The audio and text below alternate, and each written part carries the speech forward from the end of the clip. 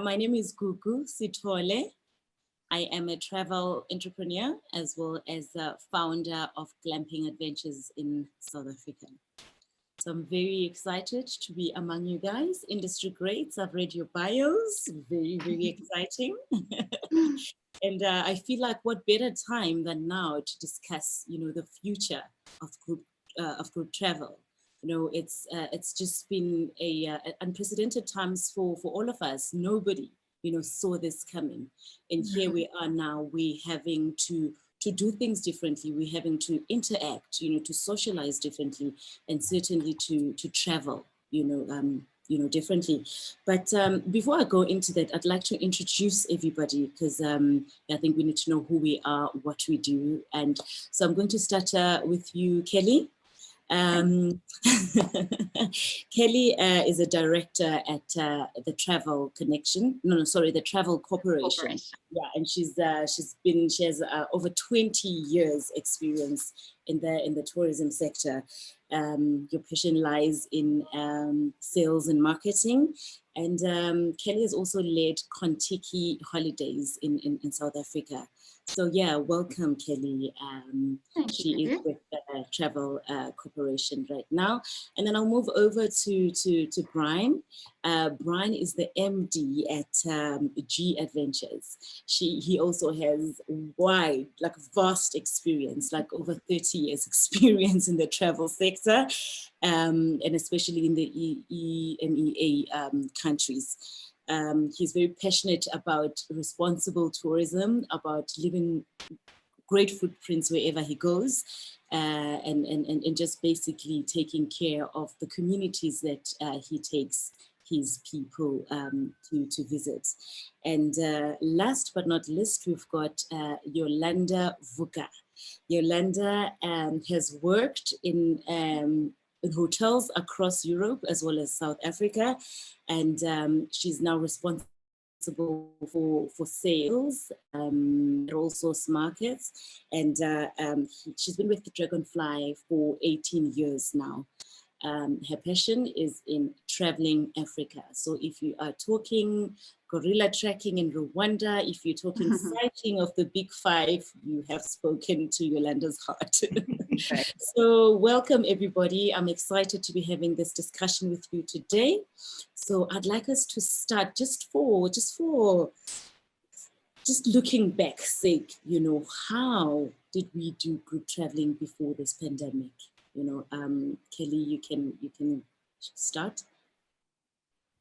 Group traveling before the pandemic was absolutely incredible. I think the whole travel industry was, thriving before the pandemic hit. And group travel is at the heart of the businesses that I run, across Kontiki, Trafalgar, Crossover, Inside Vacations, Luxury Gold, as well as UniWorld, even though that is the river cruise line. And it was all about traveling together with like-minded individuals, uncovering new destinations, meeting wonderful new people in the places that you visited, exploring the destinations, but protecting the people, the planet, the wildlife, tasting the new food, and just coming back with endless memories, that when you were back home and you heard a song, it took you back to that country and those people and the places that you saw and the smells and the sights. And gosh, I actually get goosebumps just thinking about travel. I really actually miss it.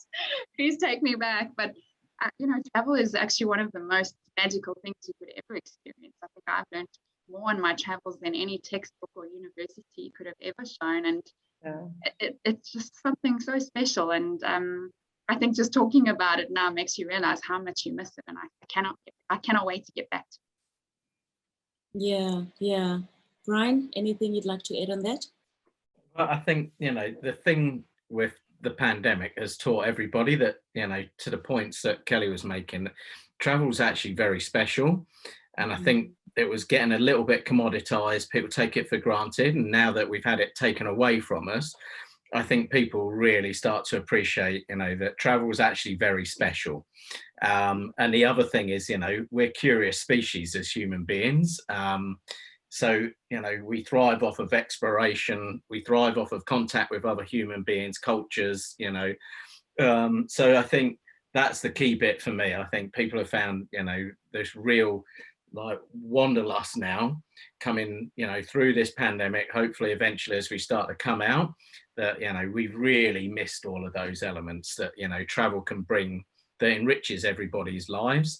And the other bit for me is, you know, a big part of what we do, certainly at Geo Ventures, is, you know, around supporting local communities. You know, and that's something that's in the heart of the business, of DNA. It's a key part of what we do. You know, and something we're very proud of, but also has been affected massively through this period, that we need to get travel back. One, because, you know, for all the great things that we spoke about, but also, you know, to start having that positive impact when people travel again. That's correct. Yeah, traveling again. You know, it's just on everybody's, you know, lip. We want to travel, you know, Yeah. we can't wait to travel. You know, somebody was saying to me the other day, I just want to drive to the airport and just come back. Yeah, I've done it a few times. come pick us up on the way. So, like, where to, like, what are we doing at the moment? So we've had this break, you know, you know, for lack of a better word, Yeah. you know, Yolanda, what have we been thinking? You know, are we thinking of new ways to travel? You know, how, you know, going forward? No, it certainly shocked us all to the core. And I don't know about you guys, but for us, this was going to be the culmination of 18, 20 years of, you know, making sure that people do understand South Africa, Africa is safe, that it's the destination that you must visit, it's bucket list stuff. We've got rid of all of those misconceptions. People were really, really coming to our shores, and this has come to such an abrupt halt, and it was so sudden. It was almost like I lost a member of my family. It was this I went through the whole mourning process and all the steps and whatever, but then very soon realized that if can't keep on doing that forever, we have to reinvent ourselves. That's one thing about the travel and the tourism industry. We survive. First it was Ebola, then it was the ash cloud, 9/11, terrorist attack, a bomb, you know, it's part of what we do, and we just need to get our clients to get that trust back in the destination. I suppose this is ultimately the biggest globally that we've all seen, the biggest repercussions. So every single travel agent, every single travel writer, every single tourist, every single person within the hospitality industry has felt this to the core. And I feel that there's going to be a generation that's going to miss out on what you called wanderlust. They're going to miss out on that, and that makes me sad. So for us, what we've done is we've changed the way that we sell. We changed the way that we think about what people should do. It's obviously smaller accommodations, maybe not staying in the city center itself because people are worried about lots of people, a lot more chartering of flights. So yeah, and we also started doing virtual safaris, which I said I will never do. And yet we're doing it because it excites people. I did one last week. I had 180 Americans on it, and they raved. They said it was the best webinar ever. When? And this one lady said, I'm leaving for the airport now. So that's what we have to do. We just have to don't stop. We have to keep the momentum going and just make sure that as soon as borders are opened, vaccines have been done, that the only thing that travelers can think of is Africa. Ah, correct. That's precisely what we want. You know, Africa, sunny Africa. Everybody wants to come to Africa, and I think that we must just keep on promoting, you know, our destinations, and we must not stop. That's what I've been saying. You know, we during the pandemic, I think at the height, you know, just after the first lockdown, sitting around not knowing what to do. And I said to myself, there has to be a way, you know, one has to reinvent, you know, themselves, and we have to pivot. You know, what are some of the things that that you have done, you know, differently? How are you making your groups? Are you taking smaller groups than before? How are you, you know, carrying on at the moment? Yeah. Do you want to take us through that, Brian, on your side? Yeah, sure. I mean, the key bit first and foremost is safety and giving our customers confidence in which to travel.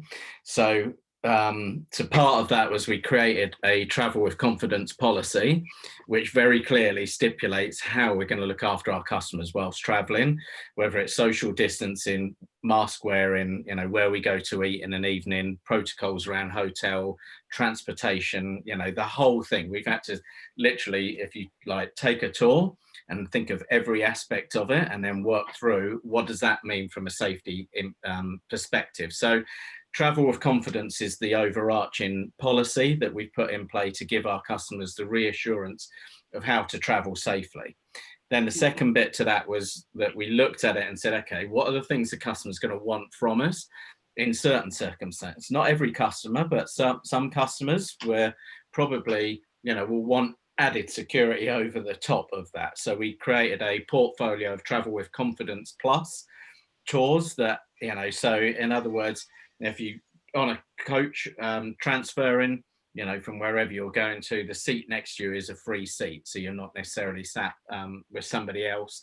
A number of other things, you know, my own room, etc. So we brought out a collection of tours around that. The other thing is about, you know, booking with confidence, and the issue, you know, certainly because I look obviously at Europe, UK and South Africa, one of the issues that we had was like when travel started up in the summer, you know, it sort of started and then suddenly it would stop again. So people then start thinking, well, actually, you know, I want to book this, but I'm not sure if it's actually going to run. Is the government going to suddenly step in and say, actually, that's a no-go zone, so no one now can travel there? And of course, that creates an element of anxiety to travel at that point and book. So book with confidence was an important factor so that people knew, right, I'm going to book this because I want to go. If for whatever reason something changes and that's not possible, I know I can just move it without any penalty, etc. And that's an important facet because, you know, as we've gone through November, January, etc., you know, we've had promotions in the marketplace. So our view is, even though, you know, you can't travel at this moment, there's actually some great deals to travel. So why wouldn't you take them, knowing that you've got a book with confidence policy, and therefore book it now whilst good opportunity for good price. And if you have to move it, then you've got the flexibility in which to move it. And then other things, you know, we've been creative with our product is understanding that, you know, there was a whole terminology called, you know, bubbles. People like family bubbles or friendship bubbles when you could meet. So one of the things is that we adapted our like private groups to create a book your own bubble in essence. So, and the rationale behind that is that, you know, some people are desperate to meet their friends and family. You know, I haven't seen my, you know, parents for God months and months on end. So I think there's going to be a big like surge when people can travel again, where they'll want to travel. Maybe, you know, some people actually like miss their friends, miss their family. So actually, why don't we just all go and travel, but in our own bubble? So actually, it's nobody else on the tour. It's just friends or family. And I think it's a great way to go on holiday anyway. But at least, you know, it gives that opportunity in which to do that, because we felt that, you know, there's going to be multi-generational, or it's going to be families, or it's going to be just big groups of friends that will want that sort of security, saying that, you know, we want to go there, but we don't want actually anybody else on that tour with us. We're going to take it for ourselves. So there's like really important facets, you know, and then looking at for us, you know, it's trying to understand in each location, what's the first thing that's going to happen, you know, as you start to come through and out, you know, so we can see light at the end of the tunnel, vaccines being clearly the biggest part of that. And then the government working in tandem to understand, like, what's the mechanism to allow travel to get going, whether it's vaccine testing, et cetera, et cetera. So, you know, that is important for us to think about when you first come out, where are you going to be able to go? And then for what do we have in terms of product offer? So you'll have seen lots of companies orchestrate, either localized programs. So if you can't get out of Africa, what have you got within Africa that you can sell within the region to start with, because it might not be able to travel out of Africa. Or in the UK, as an example, some companies have created touring product that's in the UK. But I think that's in some degree is quite short-lived, because people want to actually get on go and get going. So I think you've got that sort of short-termism that people have jumped to, but I'm not quite sure of. And then you've got right, I can actually travel to there, and people have orchestrated their product around, right, okay, we know that's going to be the first part of this shift.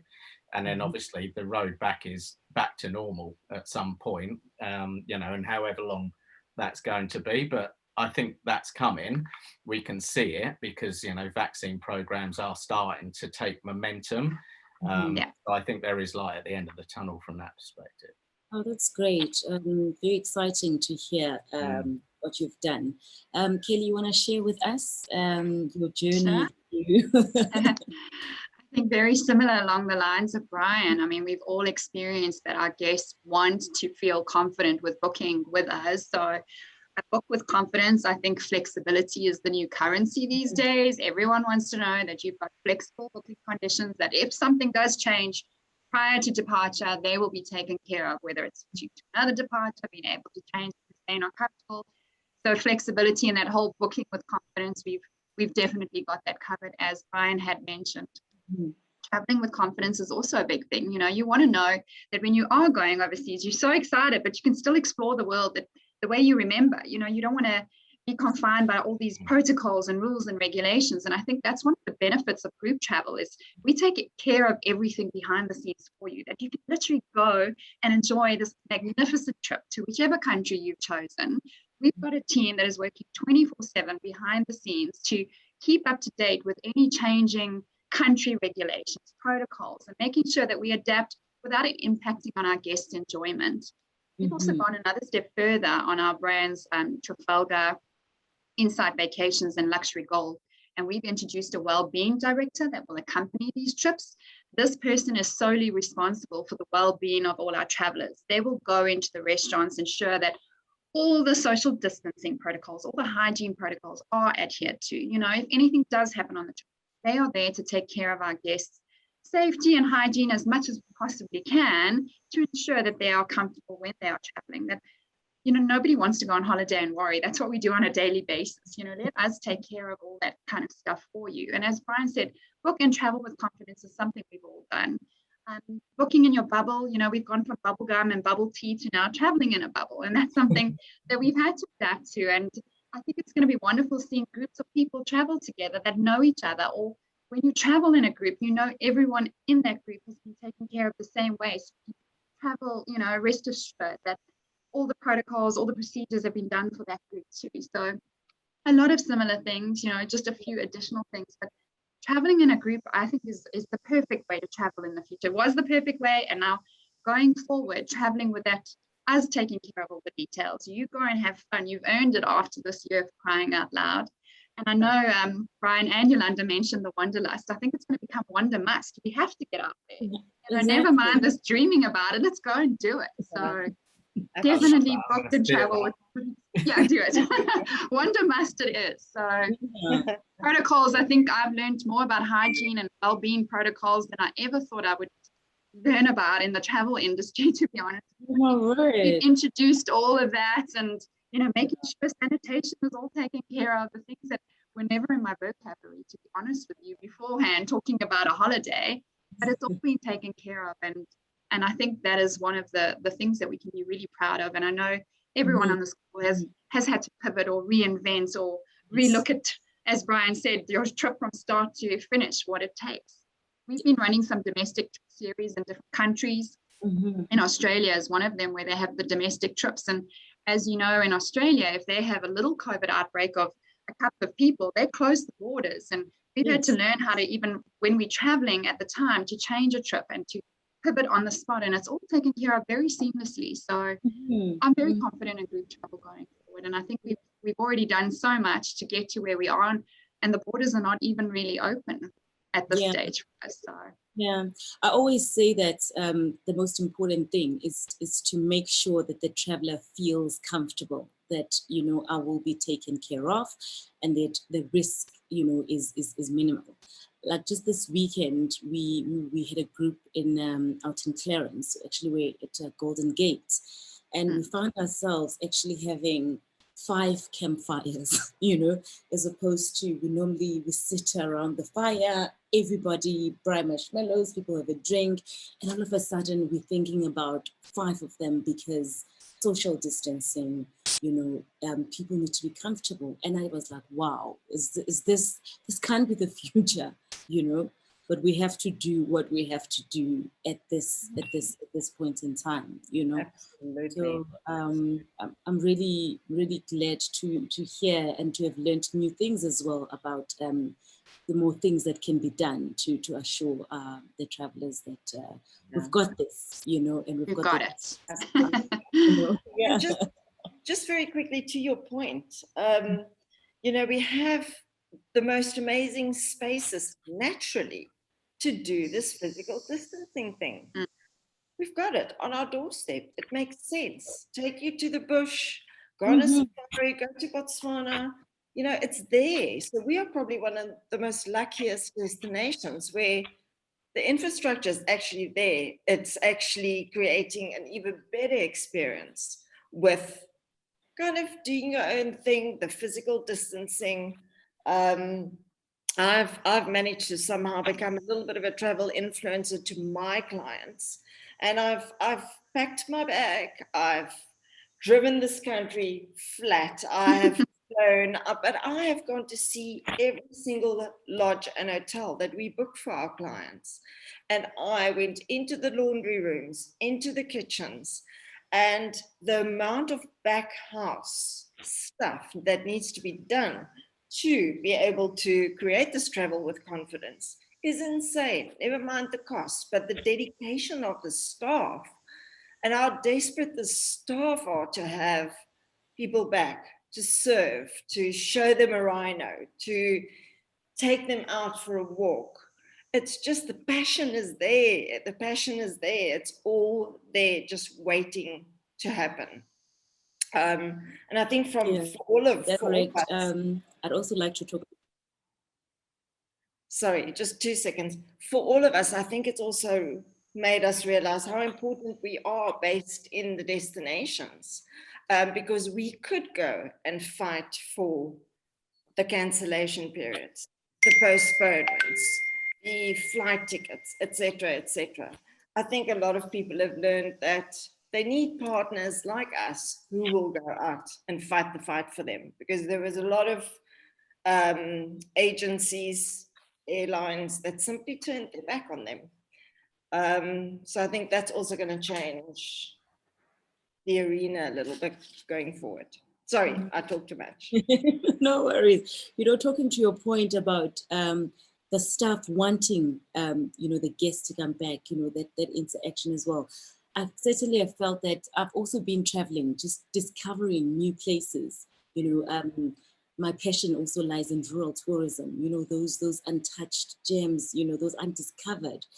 And I got to a certain place, and the security guard at the gate sold the place to me before I even went inside. You know, he was telling me why this is the best place to holiday in, the many activities around the areas. It's an adventure. I was just like, wow, you know, amazing. They people are just waiting to get back to work. You know, as much as we're also waiting to get back to work. People wanting to travel. So it was amazing. I just like felt like, you know, this is the time we need to start traveling again. And I mean, we've learned, like you said as well, as much about hygiene, about cleanliness, about sanitizing and all of that. So I think the industry is ready. The people are ready. You know, everybody knows exactly what it is that they have to do to protect themselves. Yeah. Sorry, just quickly. So we've operated tour since September all the way through, you know, still have people on tour at the moment. And you're right, if they can, they will. that's the key bit, and people want to get back traveling. There will be pent up demand in all of this. We see it already. And as countries open, 4 countries to go, then the customers for 100% are ready to go. We see it day in, day out at the moment. So I think you're right. The propensity and the pent up demand is there.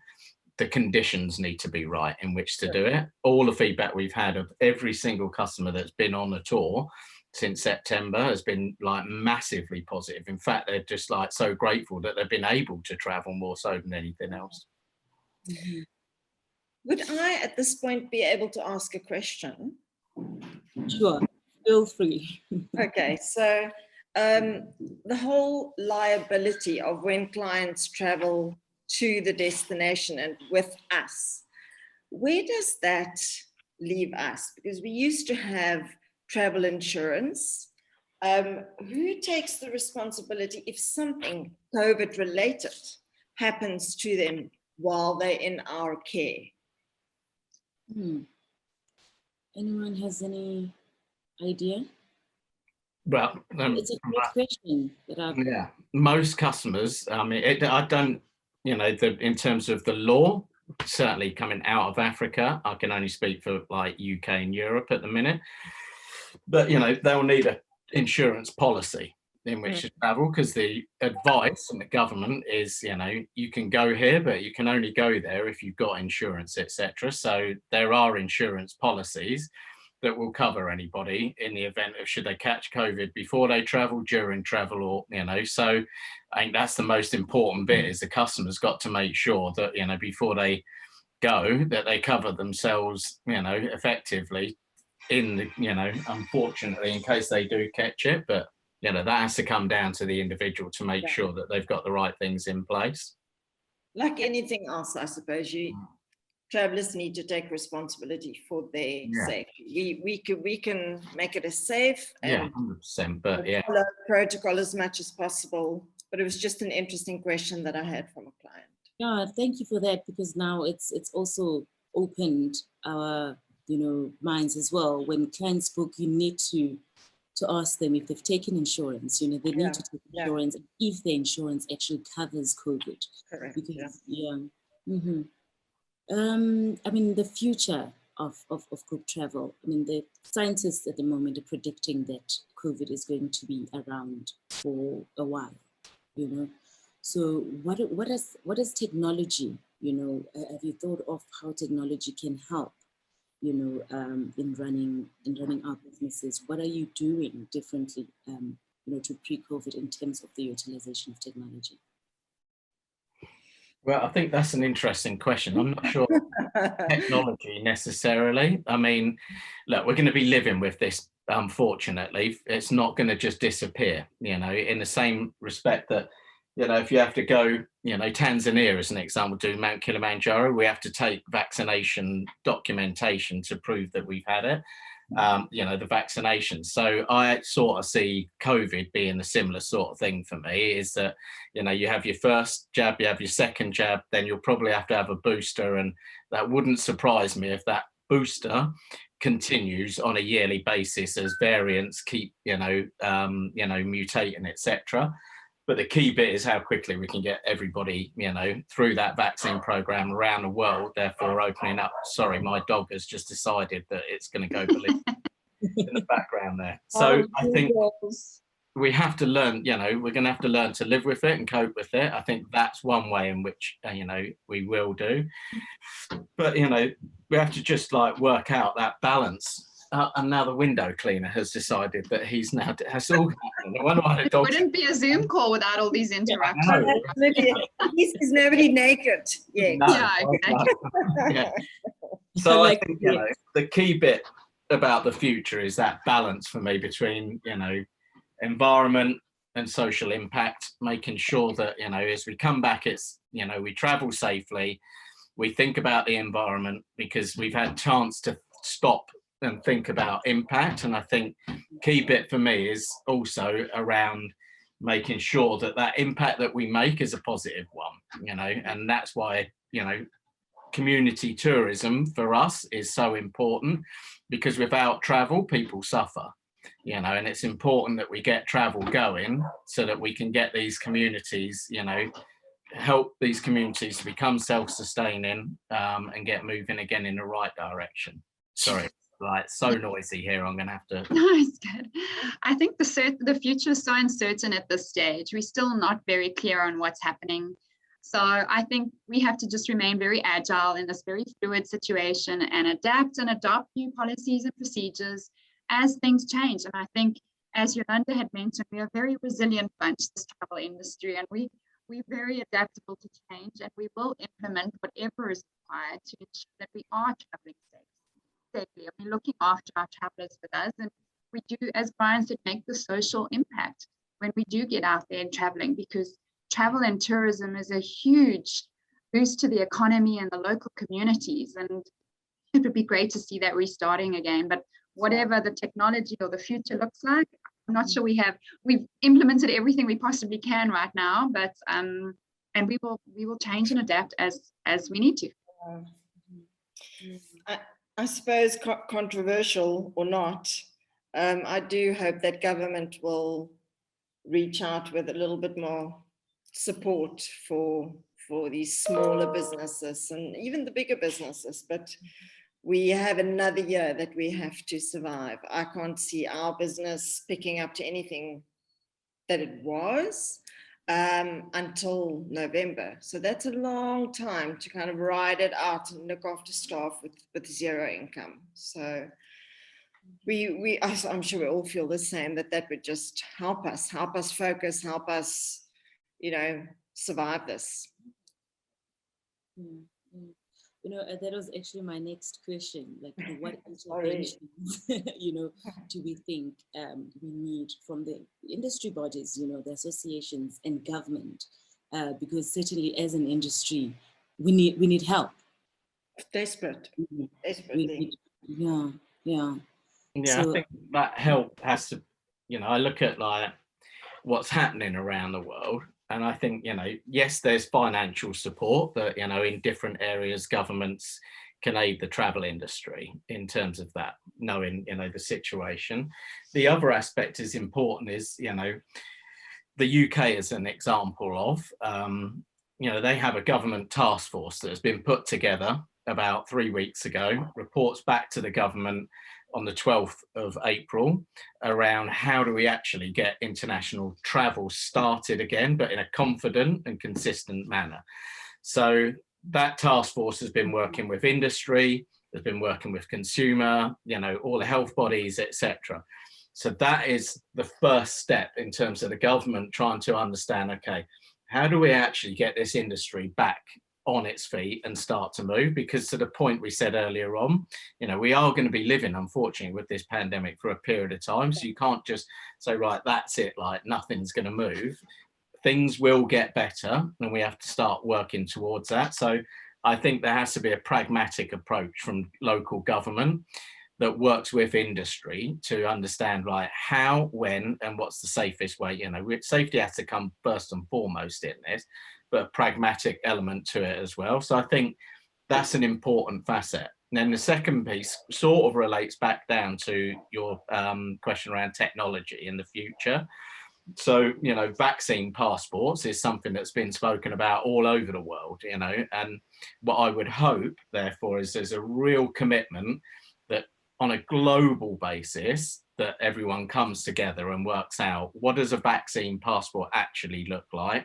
How are you going to put that into operation? How does it work around the world so that you get unity and conformity to make it so much easier then for governments to administrate, consumers to understand, and actually, get going. If it's fragmented and it becomes difficult, it's just not a good thing. It needs to be simple, and that's one of the things that I think to help support the industry. There are two areas for me that are going to be important. I agree with you, Brian. I think global input and consistency to make this vaccination passport or whatever it may be in the future is the key to our success, because having each country doing their own thing with different regulations and requirements, it's going to be too complicated for all of us to keep track of who's open, who isn't, what are the entry requirements here, it's very difficult to navigate that. So if we could all come together as one world and have one approach to this vaccination passport, or like I said, whatever it may be, would be first prize. Yeah, for sure. Definitely. Yeah, great, for sure. So tell me, with regards to domestic tourism, have you find that there's a growth towards that now that, you know, most, like some countries are close to some? Are you finding that you're doing a lot of travels around South Africa for you ladies, and of course Brian in the UK? Definitely seen a rise on domestic tourism throughout all our countries that are operating domestic tourism. So the Kiwis have trips around New Zealand, the Aussies have trips around Australia. We've also had trips around South Africa. So I think every business did pivot to introduce domestic series if they didn't already have it. Even in terms of our wider business, the Red Carnation hotels here in South Africa, the 12 Apostles, Oyster Box, which have been running at very high occupancies. There's definitely demand, and it's been wonderful to see everyone exploring their own backyard. You know I've enjoyed it. Hearing you, Yolanda, and you, Gugu, saying you've been away and exploring, I think it's been magical. But I can't lie to you, I am itching to use my passport. The big thing for me with this is, yes, that's great, and it might be a short-term solution, but the sustainability of that is simply impossible with the rates that they're charging, especially at the lodges. And yes, it's to keep the staff motivated, but for how long can the hotels run at what they're selling the rooms for? And can they deliver the service with that many less staff? So I'm just worried that if we wait too long, we're going to have a property and supply that's not going to be world class anymore. And that does worry me. That is a concern for me. And you can only drop rates so much, and then you need to get the money in to reinvest back, especially with the lodges again. There's massive overheads. You need to have your full complement of staff to do a proper breakfast. So that's my only concern, is that it's great that people are traveling locally. The sustainability of that concerns me. Yeah, my sentiments exactly. We need to open up the whole world for travel. You know, the sooner the better. We have 5 minutes to go, and what I've picked up from this webinar is that we are all optimistic about the future of group travel. To be precise, it's what we know, it's what we love, you know, and the general feeling is that we will be able to travel again, and the spirits are high, that the possibilities are endless, and we're very positive about that. I love that.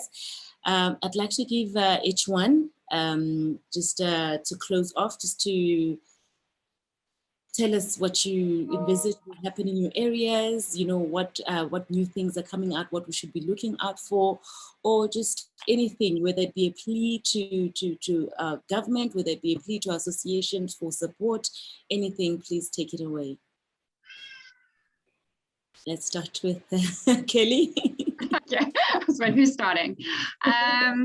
Thank you very much for the opportunity today. It's been wonderful to talk to all of you, and know that there is a lot of alignment with what we're all doing, and we're all feeling hopeful, even though it's been a very long and hard year. I think something that we've all touched on today is, sustainable tourism and where we go forward with that. And I know, Gugu, you had mentioned it about over-tourism and what we plan to do as a company. So we have two, distinctive strategies to combat over-tourism that we want to, that are in place, and we want to make sure that they are done by 2025. So we've got this new how to make travel matter, or how to trade right strategy. And it's a new 5-year strategy, which will accomplish everything, hopefully by 2025. And one of them is to make travel matter experiences. So these experiences are conscious travel experiences on the itineraries across all our brands, to really make a positive social impact or environmental impact, on the places that we go. So that's something I would love to see in the future. second one is to achieve 20% of our itineraries visiting developing regions that haven't really been visited, you know, by our brands previously, or 2019, should I say, before. So a lot of our specialist brands will be visiting these kind of regions to develop tourism, to combat over tourism. So places we hadn't visited in 2019, those with limited or no symptoms of over tourism, should I say, and those who support a greater spread of tourism, so secondary cities and stuff. So we want to really see that when we do go back to travel, we've seen a lot of the positive effects of people stopping this last year, that we want to see those kind of things continue into our future. And I'm very positive that all of us, our combined efforts, I think we've all sat back and, you know, we just really enhanced and developed our strategies. That is something that we would take very seriously going into the future. So that's what I hope to see in the immediate future, that we don't undo all the good that has been done by not traveling over the last year. Absolutely. Thank you. Belinda. Okay, so I think my biggest worry and pleas for our staff, we've unfortunately had to retrench staff because we didn't have government support. We had that small window of tours, didn't last very long, and we have got incredible, skilled, passionate staff out there that is not earning a cent, and we cannot bring them back as yet. We will, and that we see, we have no doubt about that. We were hoping we would be bringing them back end of last year already. It's obviously moved further along, but my plea would be with government to look at this industry, to look at what it contributes to the economy, and that we need the help, we need the support, we need them to come to the party, to carry on. We've got everything that it takes. We've got the destinations, we've got the bucket list experience, we've got the money can't buy experiences, we've got the immersive side, we've got the corporate social responsibility, the give back opportunities, we've got the beauty, we have it here. So all we need is support to carry on, and once it's back, it's going to come back with a boom. Oh, wonderful. Thank you, Yolanda. Brian. I suppose my hope is that people take stock, you know, the world, you know, as it came to a pause as such. I think, you know, the big bit for me is people think about the impact that they have when they travel. That's the one piece for me, I think, is an important facet, is making sure that, you know, when you go, that people think about, like, the decisions that I make, what are the impacts off of the basis of that. You know, that's why, you know, we created a thing called a ripple score, which allows us to say that, you know, our biggest aim is to make sure the most amount, you know, the money that's spent on a tour by our customers and by us as G Adventures remains in a local community. Now, we created the ripple score because we obviously got leverage back the other way. Well, how can you prove that? You know, and the ripple score is just one element of that. It's a score out of 100 that someone can look at a tour, and if it's at 100, it means the money is all staying in the local community. And these are tools really in which a customer can make informed decisions about the impact. And at the same time, is, you know, we have social enterprise projects in 100, you know, 100 of them all around the world. We've managed to continue to build those even through pandemic, because they're really, really important. They empower women, they empower children, they empower communities. It's just so, so important. It's not about a handout, it's actually about a hand up, and you need travel in which to make that work. And therefore for us, you know, whilst I still truly believe, you know, a customer wants to go away and just have an amazing holiday, but they now, I think, are conscious about the impact that that holiday is making. And if it, you know, rather than try and find a cheapest way to get to a destination, you know, fly one way direct rather than 2 flights to get there, cut down on that, you know, flight emission. With, you know, the whole thing about, you know, flying is it's inherent, you know, we're as born explorers, the human beings. Why we send people to, you know, the moon, and why we're hell-bent on trying to get to Mars at some point. So we're going to continue to travel. We just got to think about how we can do it in the right way, you know, and looking at local transportation, you know, whether that's a train or, you know, whatever it may be.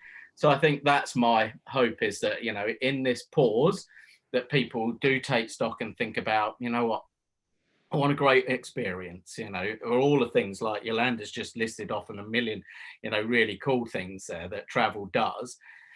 And that's a bit that I would hope, you know, is that we've realised it's precious. We've had it taken away from us. We're, you know, these four of us that are on this call are desperate to get going. You know, and that's just unfortunately what everybody else is like as well.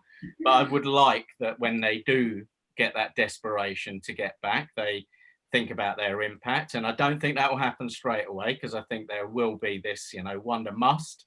See, told you I was going to steal it.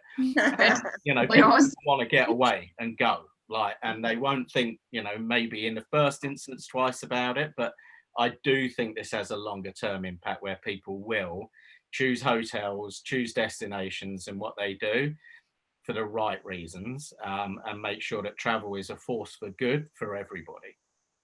Love that. Yeah, thank you so much, ladies and gentlemen.